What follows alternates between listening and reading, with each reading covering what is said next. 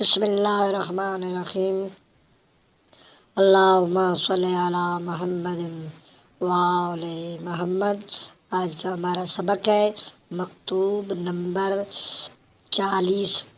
یہ مولا علی علیہ السلام نے ایک عامل کے نام لکھا جو کہ فرمایا، مجھے تمہارے متعلق ایک ایسے امر کی اطلاع ملی ہے کہ اگر تم اس کے مرتکب ہوئے ہو تو تم نے اپنے پروردگار کو ناراض کیا، اپنے امام کی نافرمانی کی اور اپنی امانت داری کو بھی ذلیل و رسوا کیا۔